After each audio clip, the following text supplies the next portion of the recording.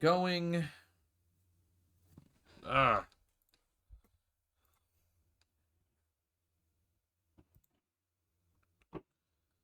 All right, here's hoping that's fixed.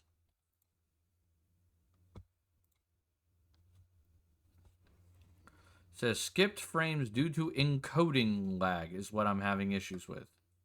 Hmm.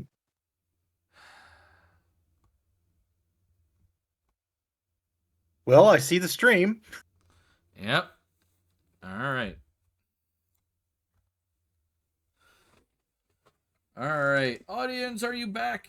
Or am I going to be sitting at 0 viewers the entire time because OBS is being stupid?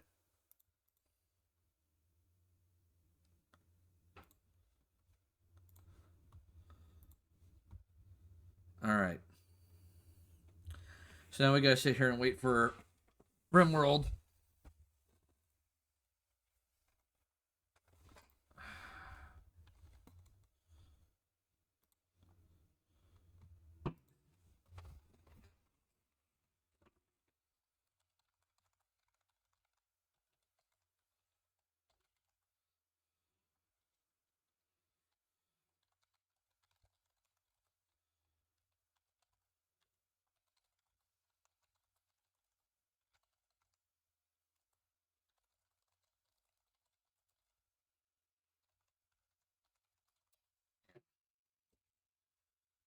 All right.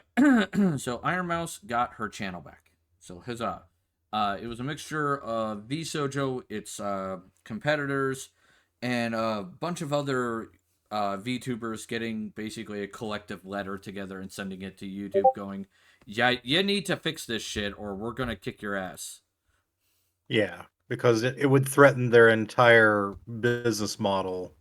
So they banded together to smack this shit down quick. Yeah, which was needed, to be brutally honest. So that was pretty quick. As I choke on my lungs. All right. God damn it. Ugh.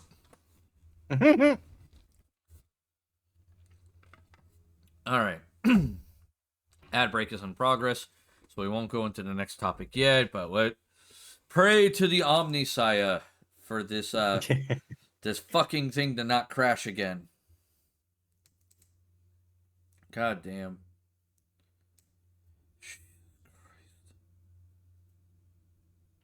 It was just I don't get what's with OBS today. Like my computer was running fine. I reset it before stream started. Mm-hmm. Like I did my usual. I was like, okay, I've loaded up everything. Everything was working fine. Nothing was stressed.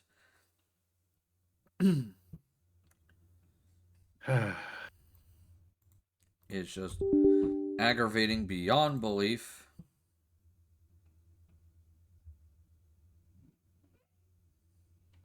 And I checked Very to frustrating. see if OBS had an update, and it didn't. Hmm. I figured that might have been it. It's like, oh, OBS needs an update or some stupid shit. But nope. The tavern's on fire again. Now I gotta wait like almost 10-15 minutes for Rimworld to load up completely. All right, so the community is back. All right, so on to our second topic for discussion tonight, and that is Nintendo's lawsuit of Palworld. Yes. Love you, hon. So Nintendo claims multiple patents have been violated, and they are doing a patent lawsuit, not a copyright lawsuit. Right, which is much more likely to prevail. Yep. It's more likely to prevail because a Japanese lawyer, Kiriyoshi Karahama, this is his specialty in Japan, is um, gaming lawsuits essentially, like dealing with copyright and patent lawsuits in Japan. That's his focus. Mm-hmm. Um, he said the creature designs between Power World and Pokemon are not legally close enough to garner a copyright suit. Yes. Um, So Nintendo went for the patent injunction for the damages instead. Um, and he stated that this is not as he says there's a lot of things that Pokemon versus Power World are discussing, things of that nature, but he thinks that an overall patent suit, most of the patent suits that Nintendo's bringing forth, will not succeed. Because the game's design is more closely similar to Ark Survival Evolved than any Pokemon game currently on the market. Right. Uh, the main common point that both games have is throwing a ball-like object at a monster to capture them and to use those monsters in combat as well as ride those monsters in the world. Right. Um, Now, a lot of people pointed out that riding monsters you catch is very unlikely to succeed as well. Right. Because, once again, Ark Survival Evolve has the same thing. The dinos you fight, you can eventually catch, train, and then basically ride them or have them fight for you. Right. The only thing Nintendo has that might have any leeway of succeeding is the ball feature. That's it. It takes balls to rip off Pokemon, is what you're saying. Yeah. Nintendo basically had 28 possible patents that they share with Pocket Pair. Mm-hmm. Um, and 4 of these were divisional patents that were filed literally this year. Okay.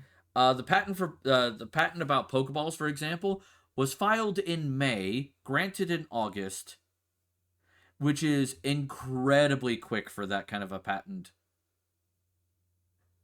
Yeah.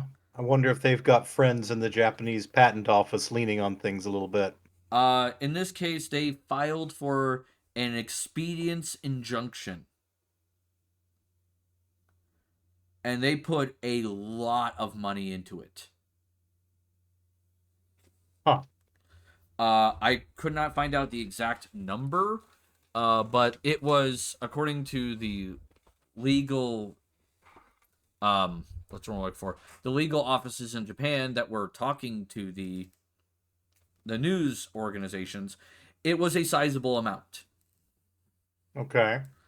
The thing is, here's the thing. Even though the patent about the Pokeballs was filed this May and Power World came out this last January, they can still sue Power World. Yeah. Do you know why? Because patents, I mean, it's the idea that they've been granted a patent doesn't mean, oh, this is when you first invented that. The patent is just a recognition of a thing you've invented. Actually, that does matter because the time when you put As I in was trying to tell the you, there are no original bullets left in this patent gun, you see? is where the courts judge from. But Depends, these but were divisional patents. They are basically Pokemon took their overall patent for their game and broke it into different patents for different parts. And it bases it off of the original primary patent's date. okay. So, which means because the original Pokemon came out in the 90s, that's how far back they can go for these patents. This is also, by the way, a common litigation tactic to use in patent court. Because here's the kicker. Before, Pokemon... Hey, Sakuri! Thank you for the subscription. I appreciate you. Lizzie Borden, hey, how are you? I'm doing fine, Lizzie. How are you? Let me give you a shout out. And then I gotta give also a shout out to Sakuri Meteoroid. Alright, so this is a common tactic. Why is this done so often? Is because instead of having one court case about one patent, Nintendo now can do a separate court filing for each divisional patent. And all Nintendo has to do is win one of them. As long as they win one of the divisional patents, they win it all, essentially. Apparently, that's how it works. Well, I mean, it seems like there's a little bit of a weakness there too, though, because I mean, when you have a patent violation, that doesn't necessarily mean the product violating the patent has to go away. As we've seen in patent violation cases in the United States, sometimes it just means you have to pay a fee to license.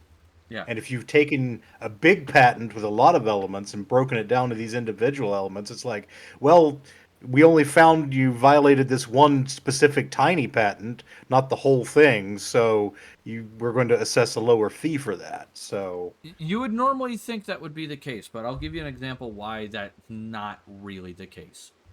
Do you remember the game Shadow of War Mordor? yes, All right. Do you remember the Nemesis system? yeah, Warner Brothers has the patent over that small part of the game, the Nemesis system.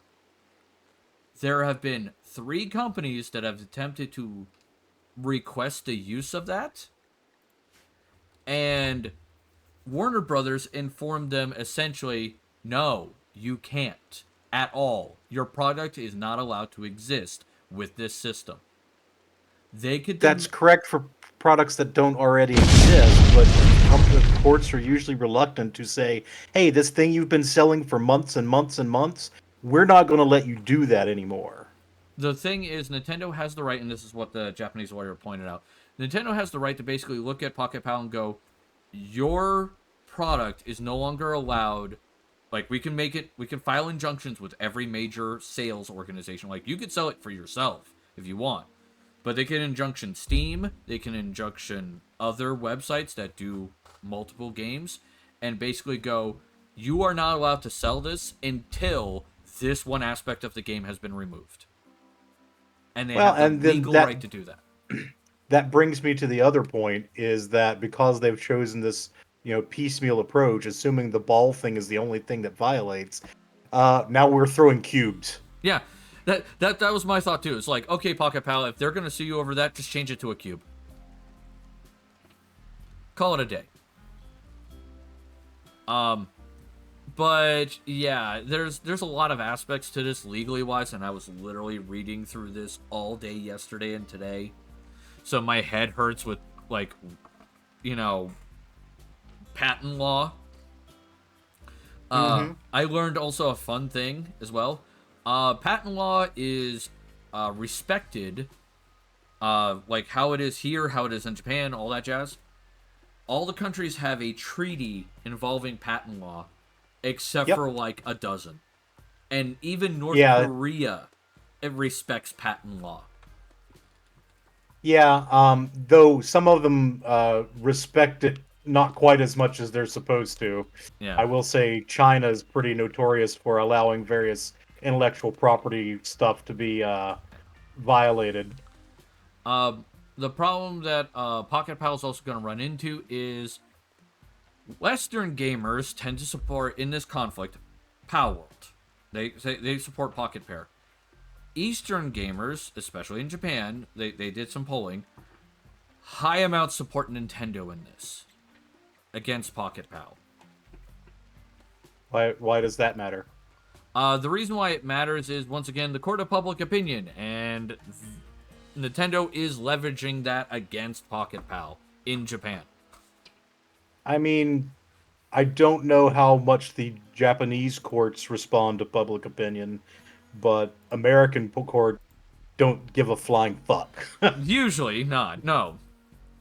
Yeah, especially currently, like the last 10 years, the various federal courts in this country have just been giving people the fucking finger, so. Yeah, but that was the last thing I wanted to point out, is because apparently Nintendo is leveraging apparently the court of public opinion for some reason. I don't know why. Maybe they know something we don't. But But also, for those of you who are worried about Power World and worried about, is it going to stick around? It's likely to, but I am going to state that it's going to have to change in some way. Because Nintendo's record for legal matters, especially ones they initiate with, is spotless. They have been perfect in the courts. They have not lost a single case yet. Well, I do want to point out something about that because you mentioned that the other day. A lot of the Nintendo litigation ends with the person they sued giving up and settling. Yeah. That is a win for Nintendo, but that doesn't actually test how good they're claiming. Yeah. But Um, that might so that might be why they're going for the court of public opinion against Pocket Pal, is to put additional pressure. maybe, but the thing is, I don't know what the sales numbers in Japan are like for this game. Yeah. But you know, Nintendo's perfect record is only perfect until it stops being perfect. Yeah. And which I'm As I hoping was trying this to is the tell you, there are case. no bullets left in this gun, Hey, you There see. was Midnight. there was a great thing I saw a couple of years ago talking about Observation. This rules is for a great people being opportunity elected for president, and slaughter. it's like everybody has kind of these rules like so and so won't be elected because no president has ever been elected when X. And the thing is, I think it was XKCD actually that did it. It's like, yeah, no president has ever been elected until X, and he basically listed out all these rules that people had until they were broken. Like no president who had a beard was ever elected until so and so. No president who was the shorter candidate was ever elected until so and so. And all these rules eventually fall down. Yeah. So, oh man, do I want to do another Chaos Boon? I don't think I do. What are you I playing? am playing some Hades. Oh, okay. Fireball. Um. So yeah. So my hope is Pocket Pal wins the court case. I am not saying they're not going to. It's just they have a hell of a fight on their hands, especially due to the fact that Nintendo has a lot more money than them. And if anything has been any indication in the court systems in the last 10 years, usually he or she who has the most money tends to win. And mind you, I said usually, not always. So please keep that in mind. I think you would agree with that, Gamera. I mean, it definitely provides an advantage. Yeah. Especially in corporate court cases. But there is that. The next I thing. will. Oh, sorry. Go I ahead. was just going to add that an advantage in money is great, but at a certain point for court cases, it's not as big a deal as long as you have enough money to afford your defense.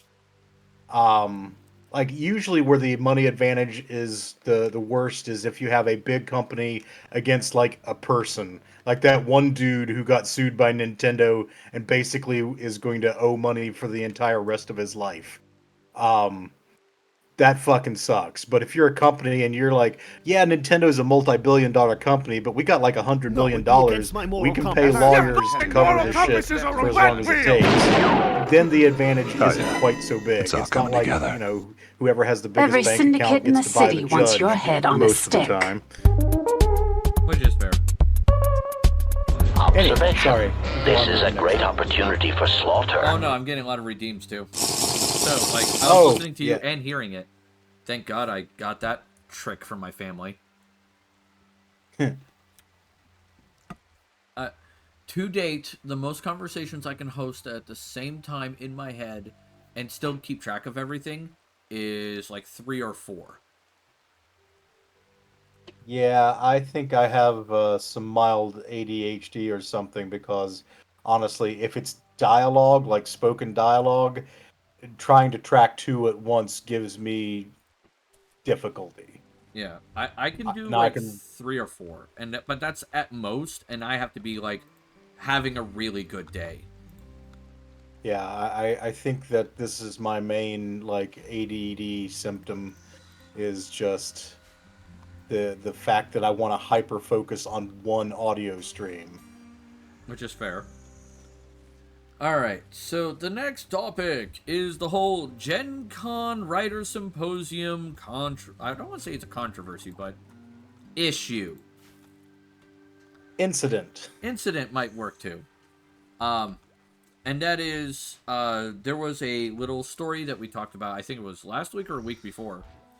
Might have been a couple weeks, yeah. Yeah, a couple weeks.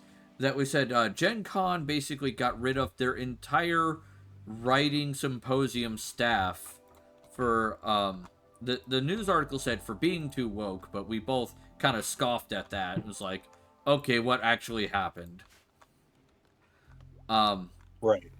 And it turns out it wasn't because they were too woke or anything like that, and it wasn't the entire writing staff for the symposium either. Shimmer Faye Fox says, money wins like 95% of the time, although there are loopholes everywhere. Yeah, that's true. So as I was saying, in this case, it wasn't because they got rid of the entire staff. In fact, that didn't happen.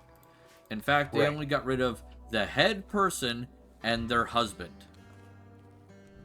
Or it was the husband was the head person and the wife. I don't basically it was this married couple who was largely responsible for the administration of the writing symposium. Yep. And so they were given, let me see, how much was it? I think it was like $1,000 per guest, right? I think it was that's no 2,000. Let me see, 3,000. Yeah, I want to say it's about $1,000 a guest. It was like $3,000-$4,000. All right, and Gen Con told this married couple and the rest of the committee, they're like, hey, here's $3,000 to $4,000. Get us 4 guests. All right. Right. 4. That is the important number. Yeah. They didn't say who. In fact, they actually encouraged the committee to at least get 1 to 2 BIPOC people. They said one. Yeah, they said at least 1. Get 1 person of color. That is our requirement. Is you at least have to get 1. And I was like, okay, that's fair. But instead, this couple and their committee got only 2 people. All right. Now, in previous years, Gen Con had people like something Sanderson. I know his first name. God damn it. Brandon Sanderson. They got him. When they got him in this little writing symposium, the entire place was full. Oh yeah, he's huge. Yeah. They got Stephen King at one point. Once again, similar reaction. The entire place was full. All right. So it wasn't like, they can't get good guests. They've done so previously. Now, I will say, like, for Stephen King, I wonder if they had to have a bigger budget, because I don't know if Stephen King's appearing just for the hotel comp. I don't know. My thought was, like, if I was going to make a guess, he might have been already in the area for, like, a book signing or something. And Could be. And he was already there and just like, screw it, I'll do this as well and get a little bit of extra cash. Maybe. Because I've seen that happen in cons, like here in Pittsburgh, where they get like a super famous guest and they're like, the guest is only taking like a few $100s. I wonder why. And it's like, the guest is like, I was already here. Yeah. Like, this is just like a little extra pocket change for taking a few hours out of my day. So, I mean, that happens. He's big. White Trucker Mountains. What? But in any case, they had a budget for 4 writers. Yep. And they only got 2. They only got 2. They got... And yeah. It's not clear what happened to the extra part of the budget. Yeah, the extra part of the budget apparently disappeared. No one knows exactly what happened to it. Um, but suffice to say, Gen Con was less than pleased about it. Right. Understandably. Which is understandable. Yeah, I'd be kind of pissed off too. I'd be like, no, this is no bueno. Like, who did this and why? What? Like, it. And so they looked into it and they found that this couple was the one in charge. They were the one who picked the two guests. And to be honest, the two guests were not particularly well known. Like, Yeah, and that's fine sometimes. You want to give a spotlight to lesser known authors. That's an admirable goal, and I think, that's not in and of itself a problem. Yeah. But if you're going to get two fewer guests than you're supposed to, and neither one of them is a draw, like a big name, where's the extra money gone? Yeah. So, yeah.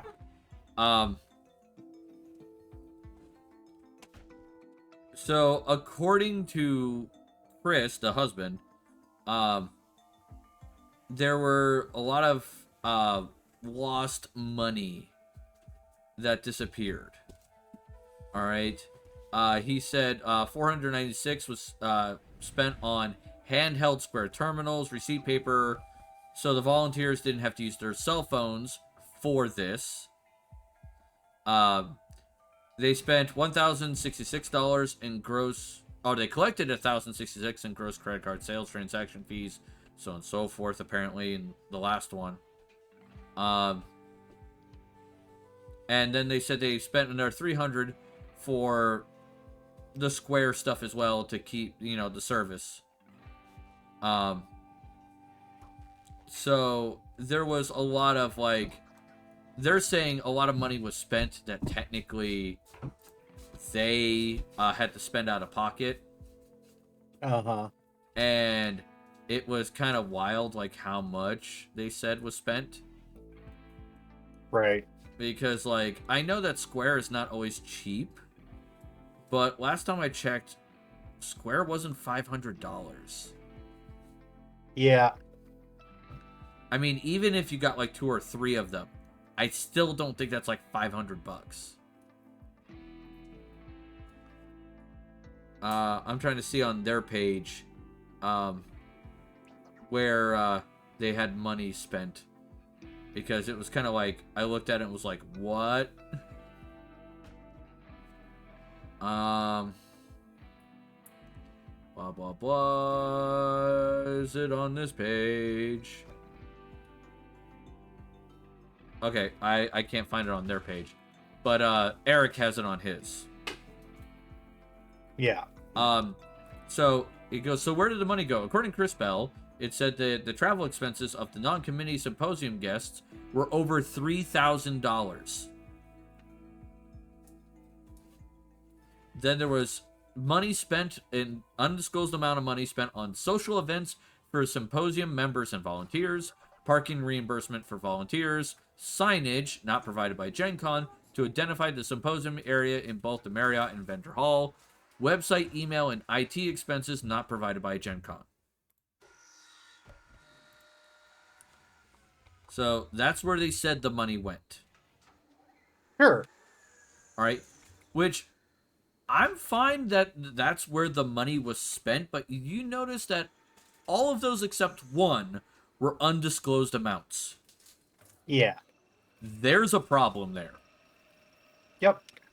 If you're running an event at a major con, you keep itemized receipts.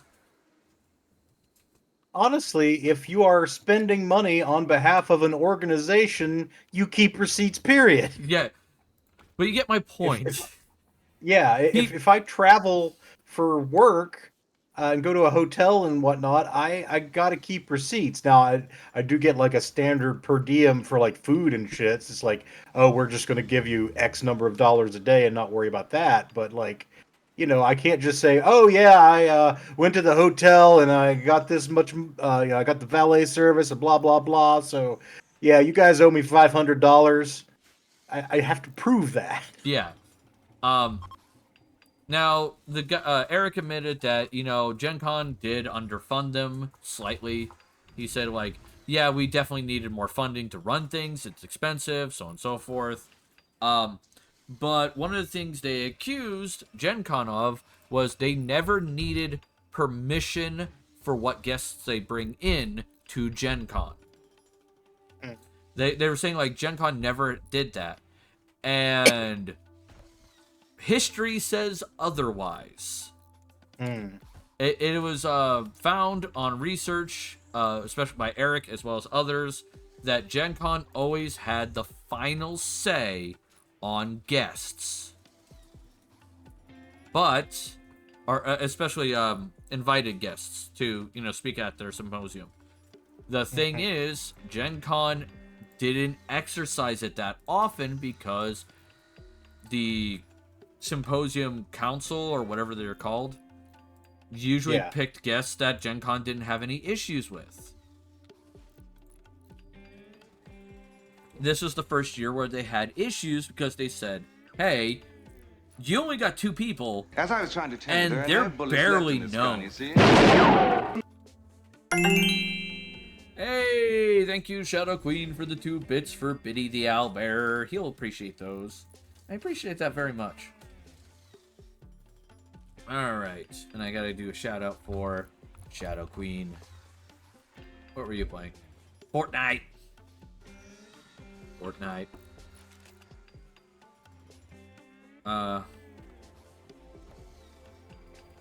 Okay. Oh, okay. Yeah, we're talking about Gen Con and all the fun things going on with there.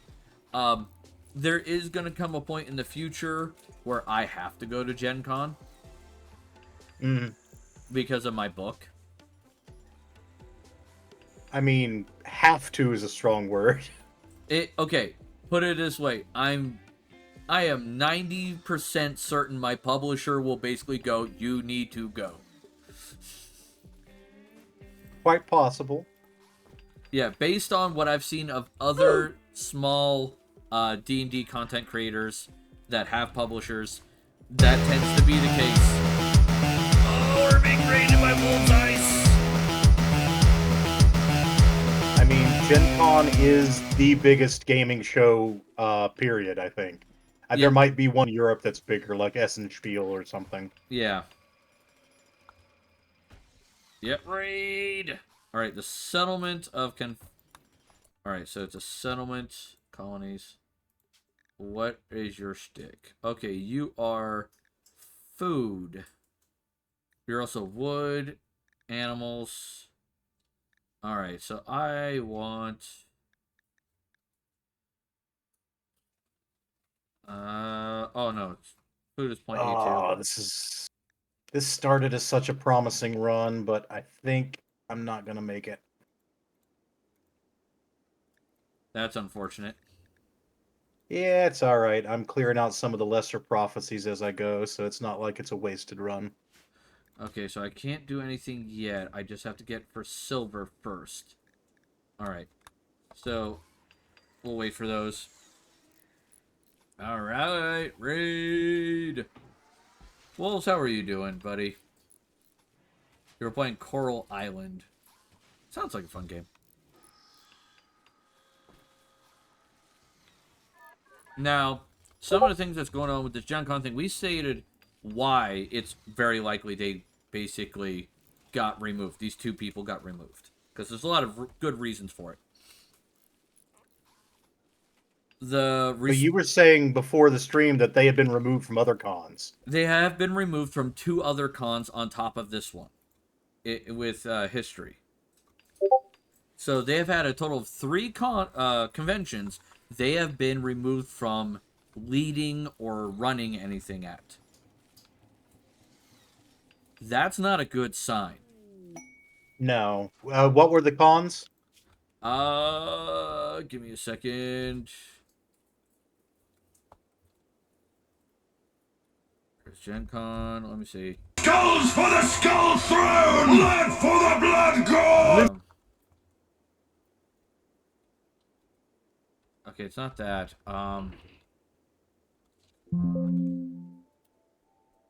thought you said maybe Confusion and Origins, but I could be misremembering. Yeah, I think it's Confusion Origins. I had it on the page, As I was trying and to I tell can't you, there are find it. no bullets left in Let me this see. gun, you see?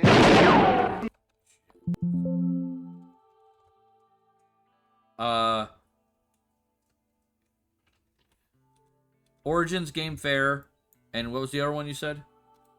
Confusion? Like the word confusion? Yeah, I'm not finding it on here. Okay. But I remember there was 3 cons they have been removed from, and I can't find them on this giant ass page of information. Oh wait, that's the wrong one. Give me a second. Let me try this. Con. Yeah, here it is. Gen Con, Origins, and Confusion. Cut ties with them. All of them. Oh, there's a Mrs. Hatter in chat now. Well, let's Oh. hope Anne doesn't get jealous. I don't think Anne will get jealous. It's a similar name.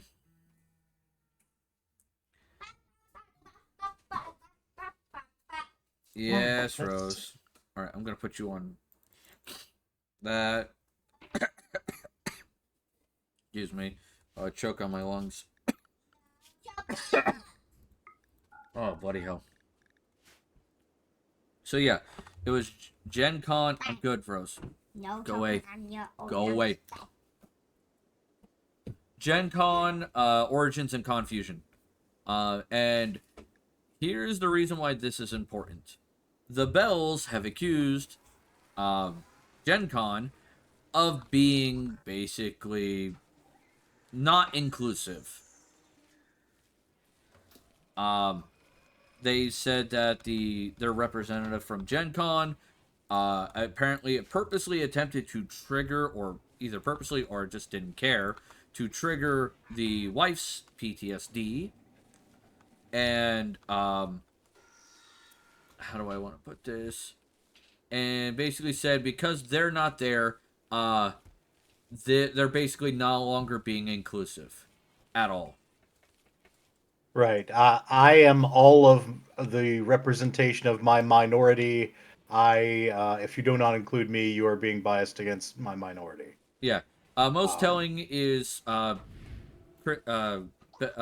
Emily Bell's insistence that if one does not immediately support her and stand by her side, then you're against inclusion, against BIPOC, and against marginalized people, and in generally speaking, evil. Now, I have known several people with that kind of, if you're against me, it's because you're some kind of evil person thought process. yeah. And, yeah, this is kind of absurd. Like, excessively so. Because, like, no one person is the avatar of inclusivity in any sense of the word. Right. And all 3 of these cons that this couple has been removed from claim that they do support diversity, equity, and inclusion efforts. And from what people have been able to find, the decisions of Gen Con are based on the Bell's actions as a leader, which is poor communication, acting unilaterally, and not consulting Gen Con. Yep. It's like, I'm sorry. As I was trying You're to tell gonna you, there are no bullets left in this gun, you see? Let's see. Curry Toast, you were playing Undecember. Okay. Never heard of that game before. But yeah, so they basically, as soon as they lost their position, they claimed everybody was losing their position, which was an outright lie. Right. Then on top of that, when that was basically called out for being a lie, then they basically said, oh, it's because Gen Con is racist, sexist, or whatever ist you want to add to it, which also is a lie. Mm-hmm. And they're claiming the Bells are claiming they did nothing wrong, which is also a lie because there is money that is currently missing. Yeah, I mean, honestly, the factor that speaks loudest to me here is that they've been removed from roles with other cons. Like, when people show you who they are, believe them. Yeah. It was just like, what the hell is this shit? Or, in the words of Deadpool, what in the fuck, Knuckles, is this?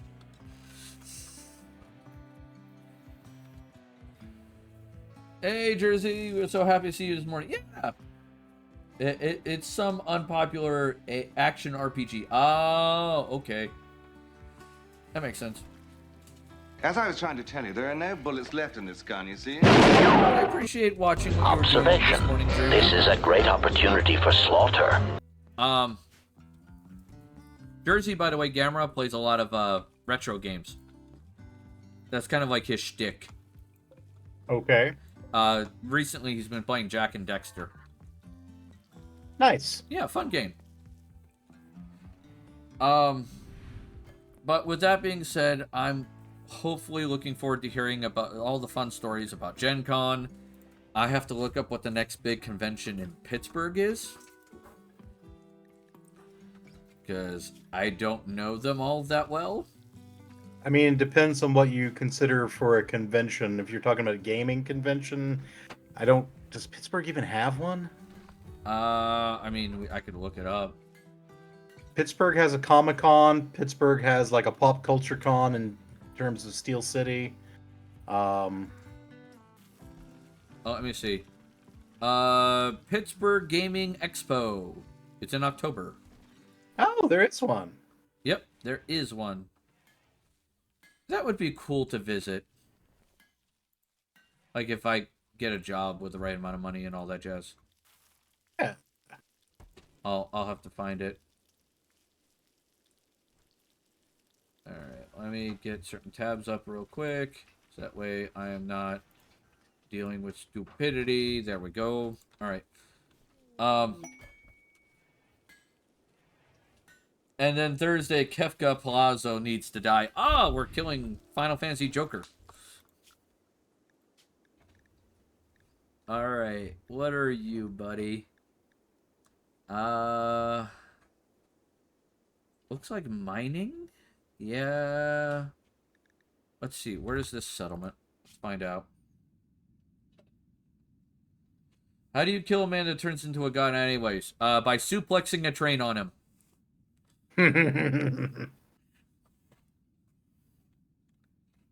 I'm sorry. I had to do that. It's worth it. Alright. 1.25, 1.2. Okay, so that's the best one. 70, 71. Okay. So that many. Alright, I'm making a profit. 7. Can suplex a train but not a squirrel. Yep, which is really weird. I always found that to be very, very odd. Mm-hmm. Alright. The power of love. So, Gamera, I had a fun thought during this weekend when we were packing and unpacking things. And I want to hear what you think. Alright? Okay. What, we're going to go through the Addams family. And we're going to assign D&D classes to them. Okay. What class, like, let's start with the head of the family, which is Gomez. So, what class do you think Gomez is? Gomez, to me, I mean, there's clearly an element of a swashbuckler there. He's also romantic, a poet. He's got some acrobat about him. I'm giving Gomez Bard. Bard? A lot of people do Bard, it seems. Well, of course, because that's correct. Alright, yeah, Wolf says Bard, a lot of people. I have a different opinion. And this is, mind you, 5th edition D&D for me, okay? Okay. Oath of Devotion Paladin.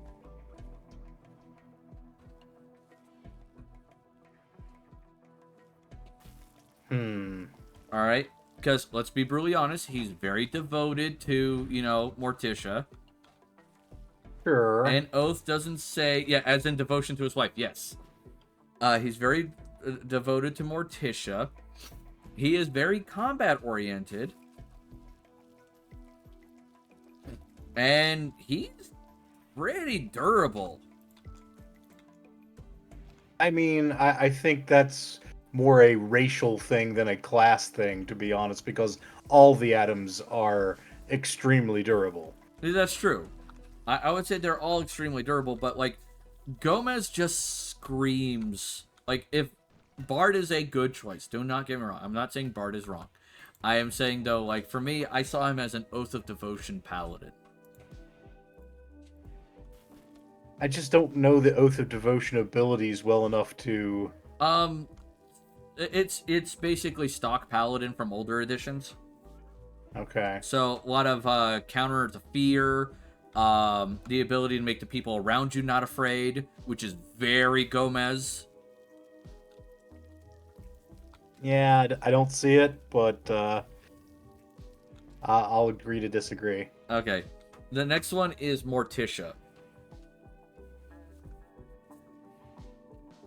Now, Morticia, she has some spellcasting ability. I mean, she's no grandma, but Morticia does have some spellcasting ability. I don't want to necessarily pigeonhole her as like a witch or warlock, because I really think Grandmama is your classic witch or warlock. But Morticia, I think. I mean, you Ooh, though she's pigeon. got some. Huh? I was gonna say you pigeonholed Gomez pretty easily. Yeah, but Morticia, I think, has less outstanding defining characteristics. I might give her like arcane trickster, a little blend of rogue and like a sorcerer wizard type. Why is Gomez She, and Morticia? Why is it that Gomez and Morticia is a non-traditional marriage because the two support each other unconditionally? I wouldn't consider that a non-traditional marriage. yeah, who said they were non-traditional? Yeah.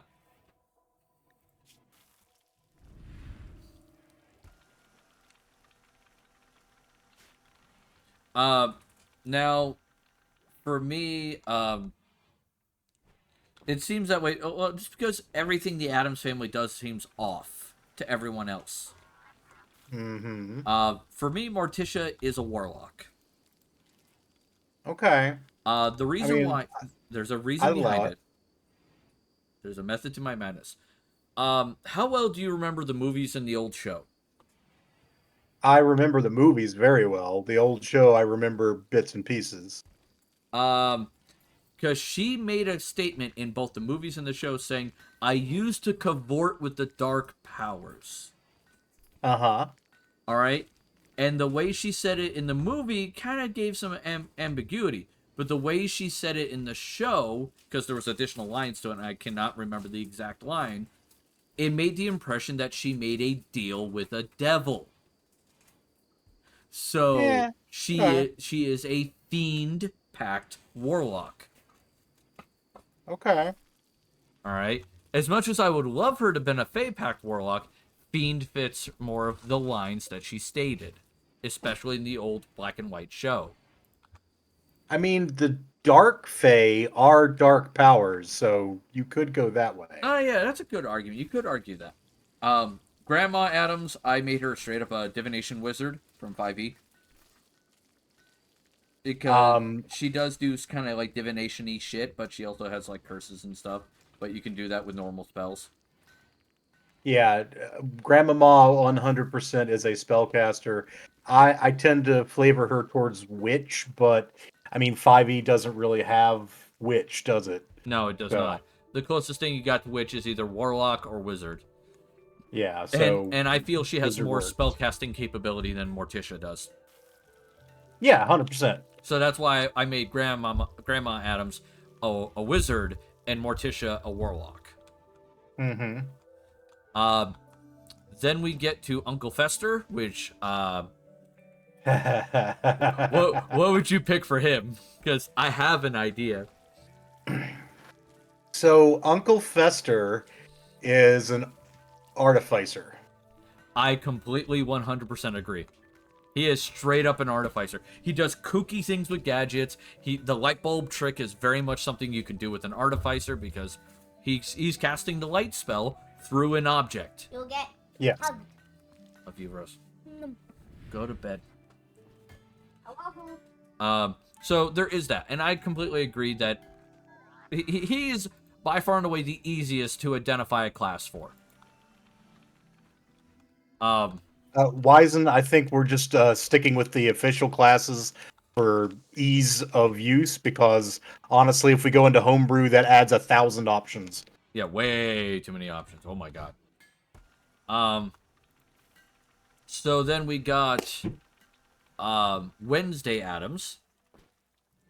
Okay, so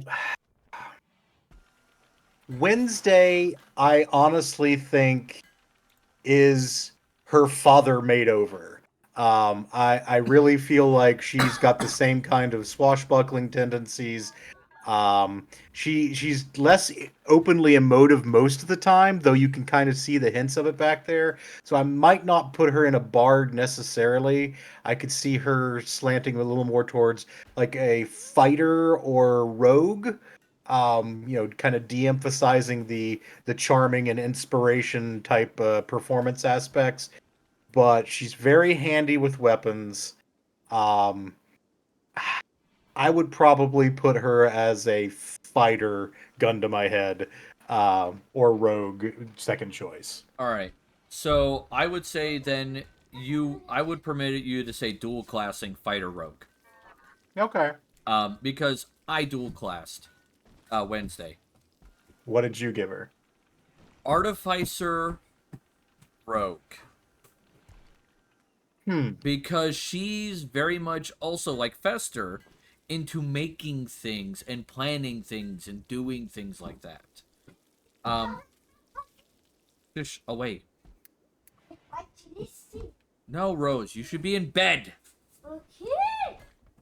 Sorry, my child keeps interrupting. Yeah. One example of this is was it Adam Family Values, the one where she had to go to the summer camp? Yeah. Yeah, prime example, several things there, especially that play performance. Artificer. Like building traps and stuff. Like, and a few fun gadgets and stuff like that. Honestly, I'm gonna counter here.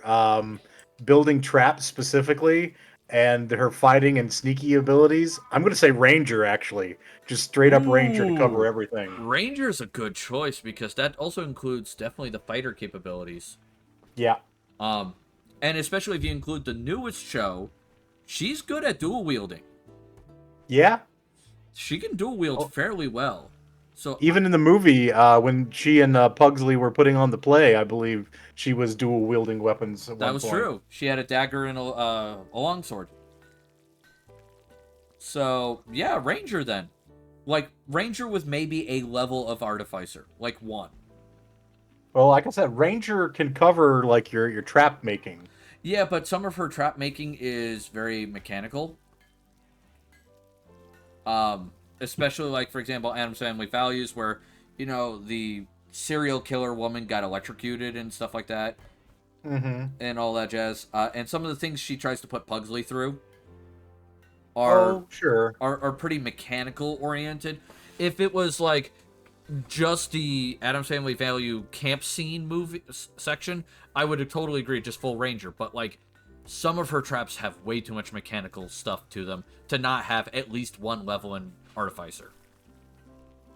I mean, that's the difference, I think, between you and me and how we conceptualize the traps. I see that she does these things mechanically, but I also think a Ranger can put together a pretty decent mechanical trap. Though I will confess that that's my Pathfinder 2 Ranger kind of creeping in a little bit. They have like there's a whole snares-based, like traps and snares-based build for Pathfinder 2 Ranger that is apparently very good. Okay, I can see that. Pugsley, this one is a little harder to do. AP, welcome. AP the mod is here. I think I got Pugsley pegged, but let's hear yours first this time. See, I don't know about Pugsley because I'm back and forth between several classes. For me, it's there's a few options he has. He makes a decent fighter with his behaviors, but he also has several monk behaviors, especially his ability to dodge damage from Wednesday. And while it doesn't seem like he's being very perceptive, he seems to notice things pretty easily.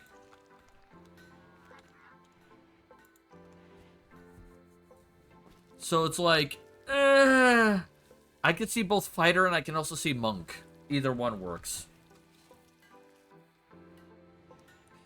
So what do you got for pegging for Pugsley? So this is an unconventional pick, maybe, but I'm going to say Barbarian. Barbarian also makes sense because the sheer amount of damage he can absorb. That he is one of the toughest atoms. Barbarians in many versions of D&D get like uncanny dodge and stuff like that, which can take care of your your ability to avoid traps and things from his sister. Yeah. He's not necessarily displaying a lot of rage most of the time, but he gets worked up and then gets stuff done. So it's not necessarily a frothing at the mouth rage, but I feel like he does have like a power up focus that Yeah. he can do. See, like with Pugsley, I wasn't certain. Like I didn't have a strong feeling for any one class. Mm-hmm. So like I can agree with Barbarian. Barbarian makes a good argument. Then we have the Adams adjacent, which is Lurch. Ah, yes, Lurch. Lurch. For me, Lurch is a barbarian. I would say that you could argue Lurch is a barbarian pretty well. Yeah. Uh, he is damage absorption like crazy, or maybe some sort of fighter variant that gets a little bit of extra use in that second wind ability. Mm-hmm. Where he's just like, oh, I just took some damage and now I'm suddenly better. It's like, okay. But he has to have some sort of damage absorption ability that's really good because, I mean, for God's sakes, in one of the movies, he got a bowling ball dropped, like, what, 3 stories on him? Yeah. And he barely even Honestly, acknowledged it hit him. I could also see him being as some kind of paladin, because he is kind of the family's protector. He's the helper, and he does have a lot of damage capacity. I would say for So, him, Oath of the Crown if you picked Paladin. hmm. Because Oath of the Crown requires you to pick a ruler that you work for. Uh-huh. That is your shtick, and he could easily have picked Gomez or Morticia. Either one is viable for him as for Oath of the Crown. Mm-hmm. Then we got Thing. Thing is a homunculus with probably rogue levels. Yeah. It's hard to say no to that because, like, the little bastard's sneaky. No one notices him until it's too late. And then Cousin It. Cousin It is the cipher of the Addams family. What does Cousin It even do? Yeah.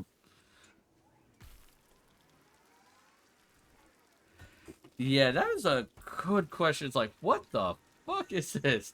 Because I mean, Cousin It apparently can get it, so I mean, he could be a bard as well. I That would could give him I could see that. versatility. Either that or I could see him also being a social rogue. Sure. There is that. Like I could see a social rogue. Maybe even a sorcerer. Yeah, I mean, we've never really seen any particular magic abilities there, but doesn't mean he doesn't have them. Well, I mean, there's one magic ability, which is apparently everybody can understand what the fuck he's saying but us. Well, he probably took a feat to get a warlock pact talking ability where he's automatically understood or something. Something like that. It's like, what the fuck is this? But yeah, that was what went through my head during the weekend when I was moving. I was like, it was distracting me, so I was ignoring the pain in my body while I was moving objects. And I figured it'd be a fun conversation you would enjoy. Yeah. All right. Give me a second. Display capture. Oh, that's the wrong display. I just essentially gave them Infinity. infinity. Like, whoops, my bad. All right. All right, I am not going to succeed at this run of Hades, but I did beat Charon's ass, so that is a good step forward. All right. Using real cultures in tabletop RPGs. Okay. That could be a fun topic. All right. I feel like that's okay to use real cultures in tabletop RPGs because how do I want to put this? Oh, excuse me while I choke on my lungs. There are plenty of ways you could do it without causing issues. But the biggest thing I could say is you gotta do it with a level of respect. Yeah, you're not wanting to appropriate or exploit. I find it's best not to do like this is exactly this culture, but you can do an inspired by, like take some elements and say and let your players know, yeah, I'm basing this culture somewhat on this real world culture. Yeah. Why can't I select I will say you do have to be careful for some things because, like, just for an example, Ravenloft had the As I was trying to tell Vistani, you, there which are no are a bullets left in culture this gun, you based see? on the Romani people of Europe. However, there's a word that starts with G that is actually a slur, and we should not use that anymore. But a lot of people don't, necessarily know that. Yeah. So, you know, if you say, hey, these are based on the Romani, great. If you are using the other word, not so great. Yeah, it's like, that's problematic. It's like, oh no. All right, Oh no, I've gone and done a racism. Yep. All right, so I have unfortunately bad news for the people. I can't blood feed on normal people except for the kid. Yeah, the game's not letting me feed off of anybody for the vampire except for the child. That's a fucking problem. Oh no. AP, you're gonna have some issues soon. Because your Himogen is kind of low. And we don't have any prisoners. Oops. Uh-oh. Yikes. RP. Well, SpaghettiOs. I can have you feed off the kid and it won't kill the kid. It'll just give them the blood loss moderate condition and a mark on their neck, which is the blood feeder mark. Eventually, the blood loss moderate will go away. And so, I might just do that just to keep you up and going. Yeah. Safely. Until you have someone else that's suitable. Yeah. Because the bigger the person, the more blood you can get out of them. That makes sense. Yep. That makes sense. I could normally do it with animals too, but I don't have any animals tamed. Oh, there's a tetra slug here. Oh, goody. I wish I could tame it, but at the same time, if I mess that up, it will attack me, and that's a problem. I will say that I used real world cultures for my last Pathfinder campaign setting as inspiration. So I had different regions that would correspond to different Earth regions. And one of my favorite Dungeons and Dragons official settings, the Forgotten Realms, does the same thing. Oh, yeah. I mean, hell, Pathfinder Galarian does it. They have one whole section that might as well just be labeled Arabian Nights. Yeah, I saw the map you posted in the Discord the other day. Yeah. No, that whole statement is fucking accurate. Like, I don't know how well you know Galarian. Moderately. Moderately, okay. Yeah, that section that's labeled as Arabian Nights is not wrong. It's literally you just stepped into the Scheherazade tales and you're living them. It is kind of kooky. But then there's also the other Arabic area that has no magic and a lot of crazy ass living machines trying to kill everyone. But on the upside, their whole area has more guns. Because it turns out the effective weapon against those machine things are guns. Neat. Because their touch AC sucks royal dick. And, guns use that as long as you're in the first range increment. So, there's that. The setting I'm producing, which is Traviel, every country is at least got some basis in a real world culture in some way or another. And that can be very useful for your player characters because that gives them something to, they can use their real world knowledge to kind of hook into that and say, okay, I kind of understand the vibe. Yeah. Like one country, Etrustica, is Vikings. So they're great at sailing. They're good at fighting. They have a fighting aspect to them. But at the same time, it's also a theological Viking, where their main religion is the goddess of valor and battle and the god of well-being. So, like, there's a little bit difference, and that's the important thing is don't just copy a culture wholesale. Right. Like, make it fit the world. Make it work the way it does. Otherwise, it seems inauthentic. And a great example of something that messed up the authenticity, at least for D&D, is Oriental Adventures. If you remember that book, Gamera. I mean, which version are you talking about? In this case, the 3.5 is the one Okay. I remember most clearly. Which eventually ended up getting evolved into the Legend of the Five Rings. Okay. But the earlier edition was problematic because it used stereotypes in not always the best way. When you're saying earlier edition, you're still referring to the 3.0? The 3035. Okay. Um, Because there was a first edition Oriental Adventures is what I'm getting at. I never messed with the first edition one. Okay. My first experience with Oriental Adventures was 3035. Okay. And even then, it still had some problematic stuff. It wasn't like, oh my god, the Hadozi. Yeah. But it was still like, I can see that being problematic. Yeah, and honestly, the Oriental Adventures.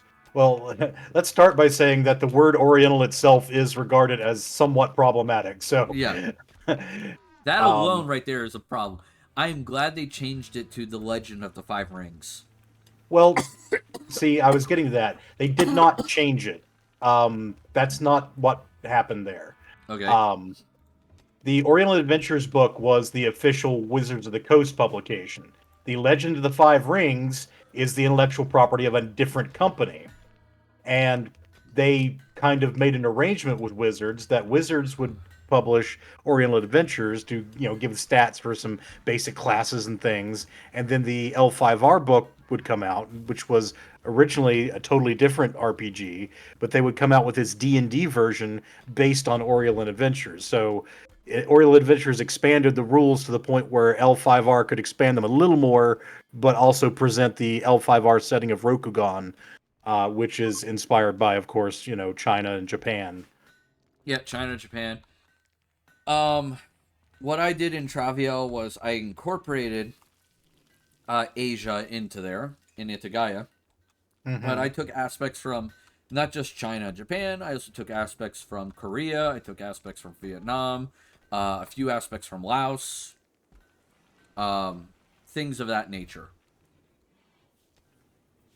And I tried to make them all collectively work together and make sense. Oh yeah, it's all coming together. Hey, Lord. Yes, me lord. This may also be pretty common sense, but I will say that if you have someone in your group who represents a culture that you're thinking about incorporating, ask about that shit. Yeah, talk to them. Um. Oh, let's see. Because ultimately the point is that your players have fun and are comfortable at your table. Yep, that's the most important thing first. I'm doing fine, Typhon. Hopefully you're having a great day. See, I'll go to But the yeah, I garage. mean, that's mainly what I wanted to do. I guess a quick once over on that. All right, let's see what we got here. Yeah, I think that it's a fun way to flesh out a campaign setting. Yeah. All right, we just talked about my book, so I'm going to spin again. In fact, let me put the book off for now. Because we just talked about the book. Oh boy. Okay, we got... Oh, all right. You ready for this one, Gemro? Top 10 space battles. Yeah. Okay. I felt like this could be a fun topic for us both. Yeah. Is it 5 each, or we just kind of noodle around until we collectively come up with 10? I think we noodle around until we collectively come up with 10. All right. Let me get a notepad open so that way I can keep track. All right. All right. 3, 4, 5, 6, 7, 8, 9, 10. All right. And we'll name some space battles, and the audience can name space battles too. And if we've heard of them, we'll see if we can put them on the list. I feel that at least this should be if it's not on the list, it should be an honorable mention at least. The first major space battle on television, which was Balance of Terror in Star Trek. Okay. It played off as like a submarine movie. It was very well done. The pacing was great. I mean, it's a classic. I 100% agree that it's a classic. I hadn't been thinking of it because it's not as big in scope as some of the other contenders that I'm sure we'll talk about will be, but in terms of like a gritty, one-on-one, yeah, I get it. Yeah. All right, go ahead and you drop one. So staying in the Star Trek universe, I've got a couple of possibilities, but the first one that kind of comes to mind for me is the Battle of Wolf 359 from Star Trek: The Next Generation. It was, I believe, the first time that we saw such an array of Starfleet's power in one place. And getting completely wrecked. And getting completely wrecked. Like, it was legitimately epic, and it was just like one cube tearing apart their entire fleet. I'm gonna say Battle of Wolf 359 is gonna be 2 different shows in Star Trek. Okay. All right. TNG is the one everybody remembers. Ah, right. I see. Yes, of course. Deep Space Nine is the other. Because the first episode gave us the viewpoint of what it was like for one of the ships in the battle. Well, I mean, I think this battle benefits from just having us see it from multiple angles. Yeah. I think, honestly, in Picard Season 3, that captain played by Todd Stashwick also was at Wolf 359, and so we see some of what happened to him and his crew. Yep. Now, I don't think we ever saw it on camera. I think he just talked about it, right? I believe we saw the bit where he was chosen as one of these survivors. Like, they had limited space on the escape pod, and basically his captain ordered him to be one of those survivors. Yeah, something like that. I don't remember the season that it was in TNG, but that doesn't matter. So I believe it Battle. was the end of season 3, beginning of season 4. Yeah, I think it was season 4 when we saw the aftermath. Hmm. Because it was the end of season 3 when Riker said fire. Correct. And the ship kind of depowered, and the cube just left them, and then did Wolf 359. Yeah. So I think it's season 4. All right, so I'm going to stick with Star Trek a little bit more. I've noticed there's going to be a pattern where you're going to go for bigger battles, and I'm going to go for smaller shit. Necessarily, I do have one that you may be about to mention that is a smaller Star Trek battle. Okay.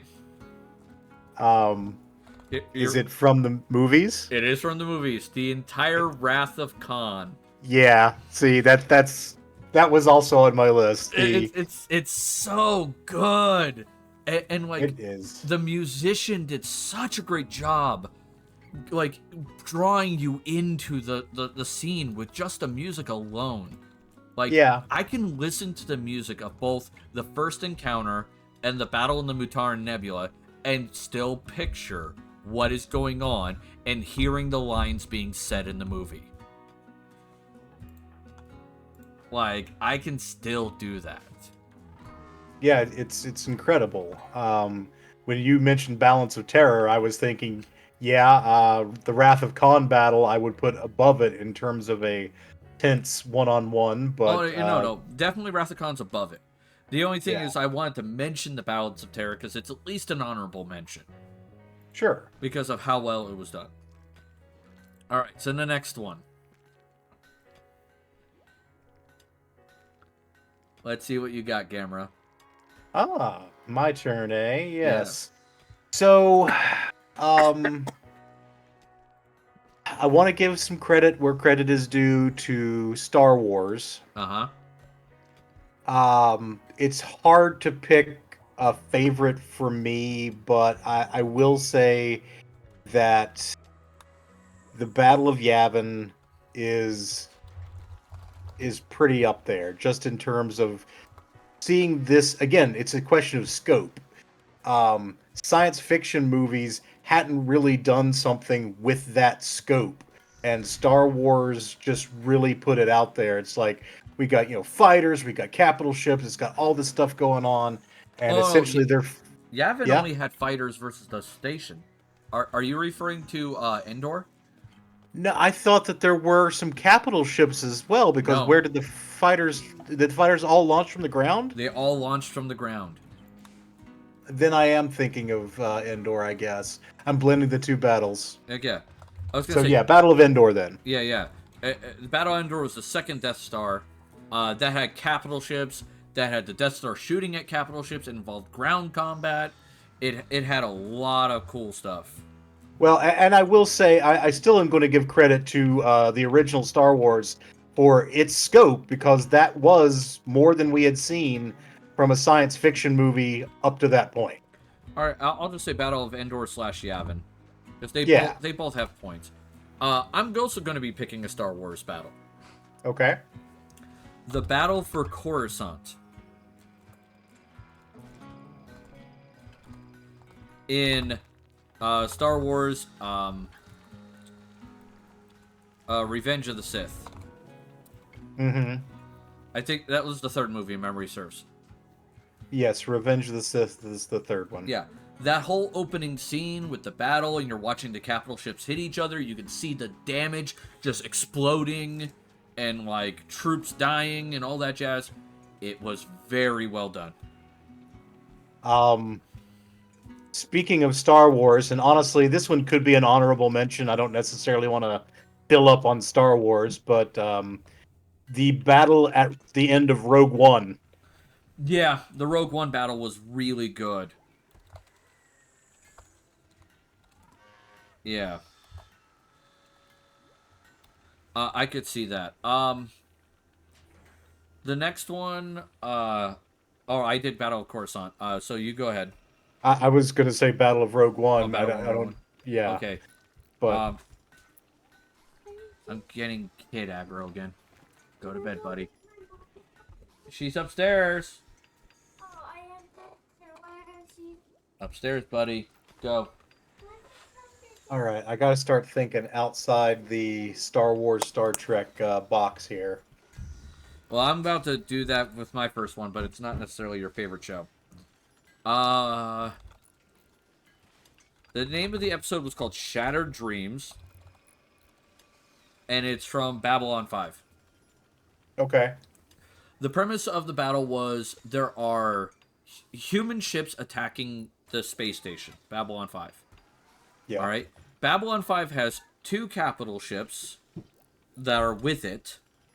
And that's it. And you know you can see both. You've seen both captains. You've seen them all talk together.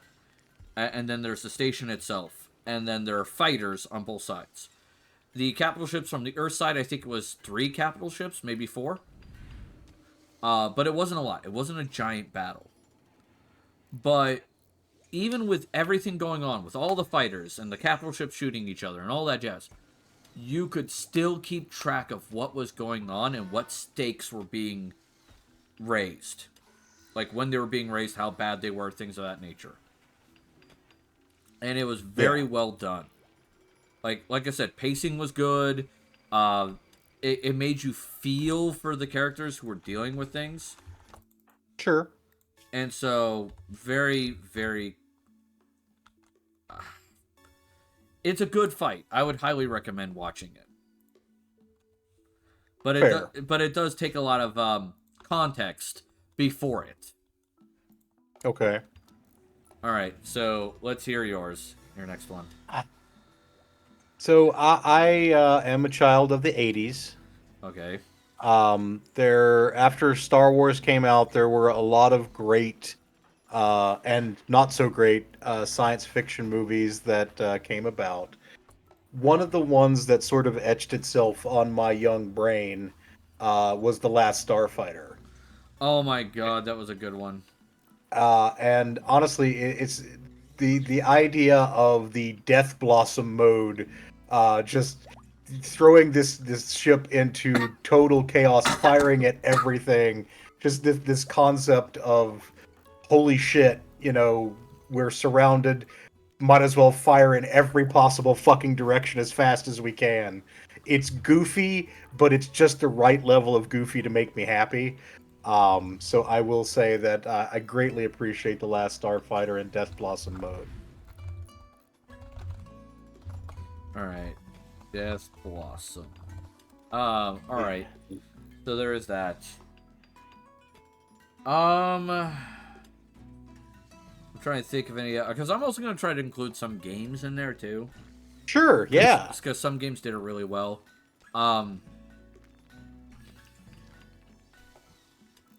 Okay, I got one. I also got reverse Last Starfighter because I accidentally put the name for last instead of first.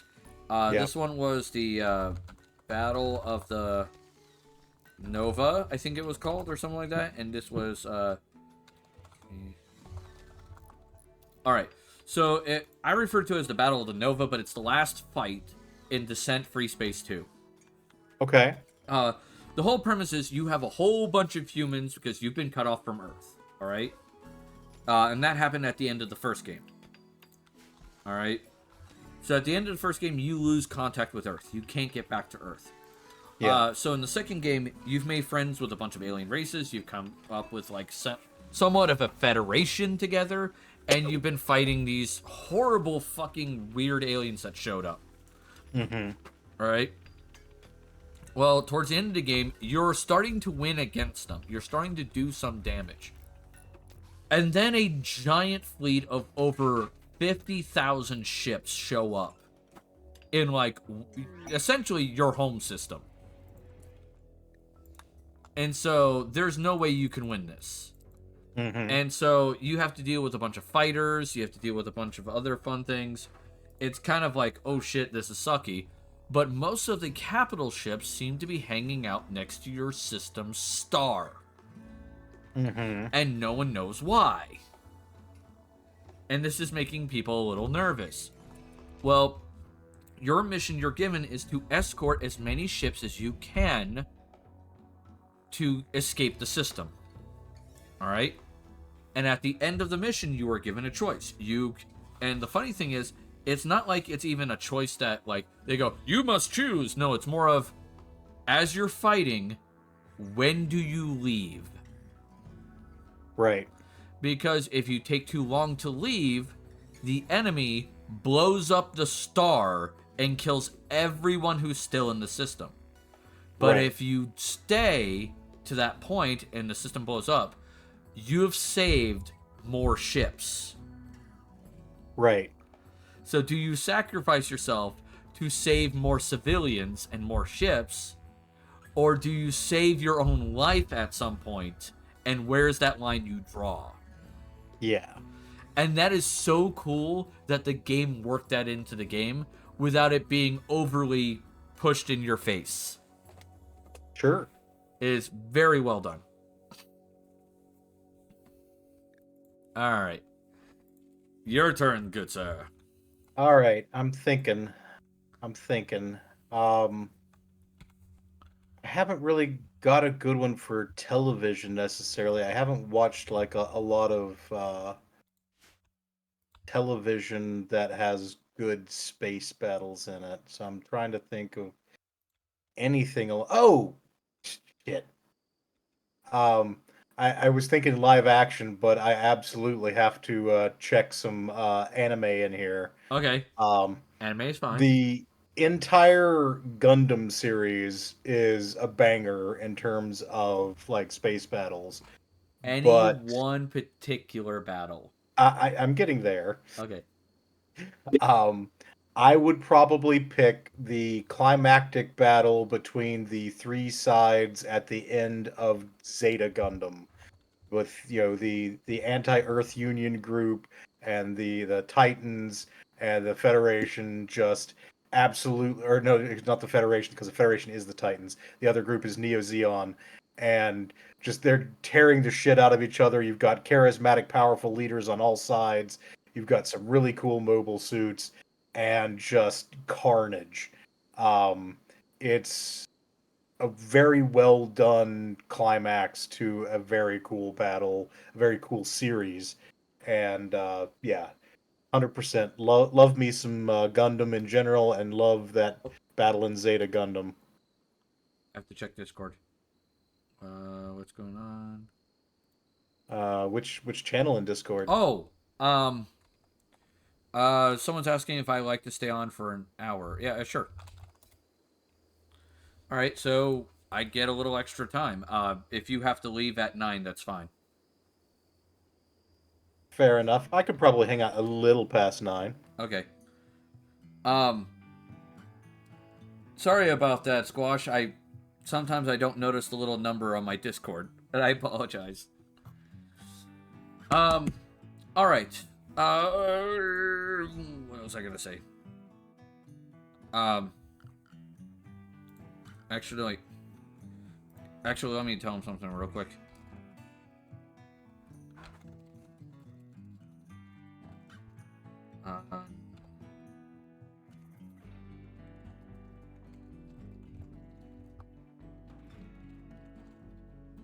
Alright. I just realized I have to leave at 9:30 because Anne needs to get As to I work. was trying to tell you, there are no bullets left in So this you gun, can you do it see? extra hour, but not a full hour. Yeah, I can do an extra half hour, but I can't do a full hour. No. Can't do a full hour. I just remembered that. Alright.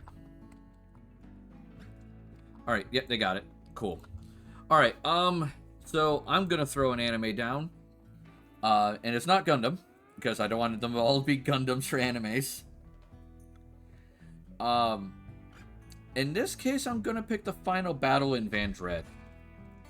Okay, I'm not familiar, but I'm intrigued. The premise of Van Dread is men are on one planet, women are on a different one. Okay. They were humans, and they were colonized on these planets. Okay. The male planet is very dirty, very grimy, but it's very much all about getting things done efficiently. Like, you know all that macho machismo bullshit? Yep. Like a Toxic planet, masculinity. yeah, a planet of that. All right, but then the female planet is the opposite. It is the toxic femininity. So like, take both the good and the worst aspects of both genders and take them to like 11, if that makes sense. Sure. And so these two planets have been at war for a while. And men haven't seen women, women really haven't seen men. Only the oldest of both planets have even seen the other gender, that kind of thing. Well, the whole anime goes through a ship where the ship gets blasted off into the middle of nowhere. What a noob uninstall! Virtuoso just basically called me a noob.